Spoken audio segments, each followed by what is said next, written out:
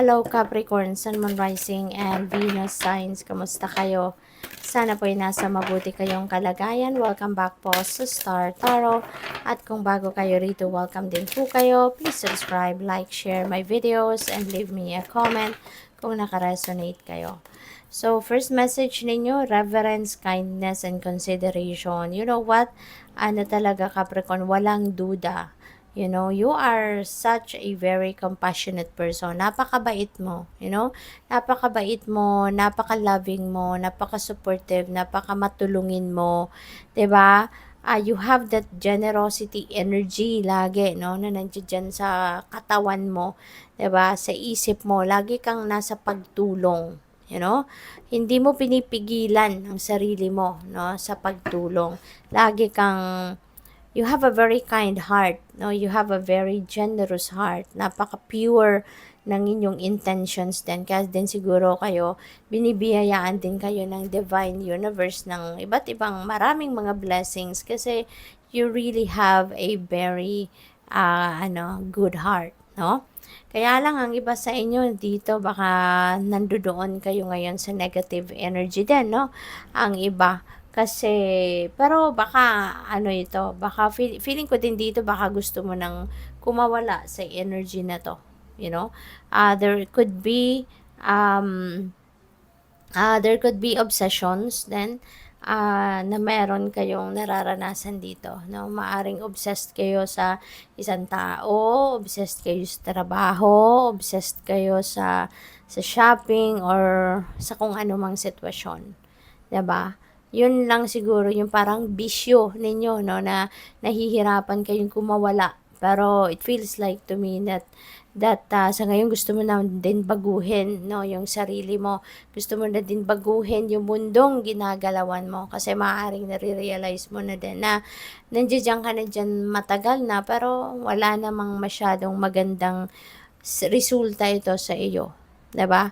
Yung obsession ninyo na yan or yung attachment, your unhealthy attachment nyo na yan. Kaya probably you are also going to come out, no? You're going to release yourself from that negative energy. So tignan natin kung ano pa yung mga mensahe para sa iyo ngayon. We have news of a birth or a new business opportunity. Ayan, so baka mayroon kayong mababalitaan, no, ng mga anak. Baka ano yan, baka person mo, anak mo, pamangkin mo, kapatid, or baka kaibigan, no?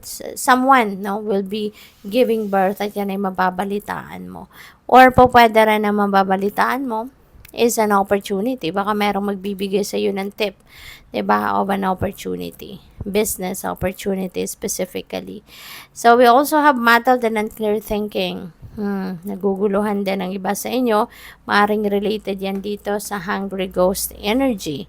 'Di ba? Maaring gusto mo nang kumawala sa obsession na yan, sa unhealthy attachment na yan, pero baka at the back of your head, merong kumukontra, no? Baka gusto ng puso mo na maging mas mas maganda na ang inyong sitwasyon, mas maging mabuti na ang inyong sitwasyon, pero siguro yung isip mo, the back of your head, teka lang, nandito yung comfort mo, 'di ba? Bakit ka aalis? Mga ganon. So, kaya parang naguguluhan kayo, no? So, what else? We have 10 temporary situation. Ayan. So, since this is a tent, so pwedeng shelter ito. Baka ang iba sa inyo rito, nakatira kayo very temporary lang yan na shelter ninyo. Baka hindi talaga yan yung bahay ninyo, hindi yan yung condo mo, hindi yan yung ano mo talaga, hindi yan yung place kung saan ka talaga nakatira, 'di ba? So yun. But that's just temporary kung nasaan kayo ngayon. It's just temporary. Baka naka-BNB kayo or kung sa trabaho baka nasa housing kayo na provided ng kumpanya, no? And masasabi mong hindi talaga yun yung home, no, para sa iyo. So, what else? We have bear, danger, especially in money matters, okay? So, mag-iingat kayo sa pagbabudget, no, or pagmamanage ng inyong pera kasi baka mamaya out ng out kayo ng pera, gastos ng gastos, tapos all of a sudden makita mo, ay naku, 'di ba? Nasaid na pala yung savings mo, yung gano'n, no? Kaya ano kayo, mag-iingat kayo. Alright? Huwag kayong maging impulsive sa pagdedesisyon regarding about money. Okay? We have younger man. Dealings a relationship with a younger man. Ayan. So, this could be anyone that you are going to deal with, no, around this time in the next few days. This could be anak mo. Pwedeng anak mo to. Pwedeng kapatid mo. Pwedeng pamangkin mo. 'Di ba? Or katrabaho mo, no, na younger than you. So, what else? We have acts, forces working against you. Ayan. Mag-iingat kayo kasi baka marami ditong mga nag-aano sa'yo.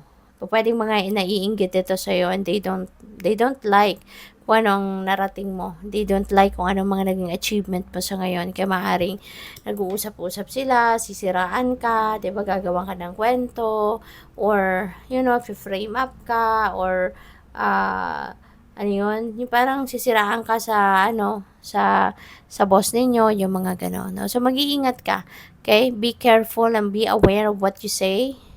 Kung ano man ang mga kinikwento mo sa iba or mga komentaryo mo sa about anything, mag-iingat ka. Pag-isipan mong mabuti before you say something, pag-isipan mong mabuti. Okay? Para hindi nila magamit, no? Kung ano man ang sasabihin mo against you. Okay? Good luck. Thank you for watching. Love and light. Namaste.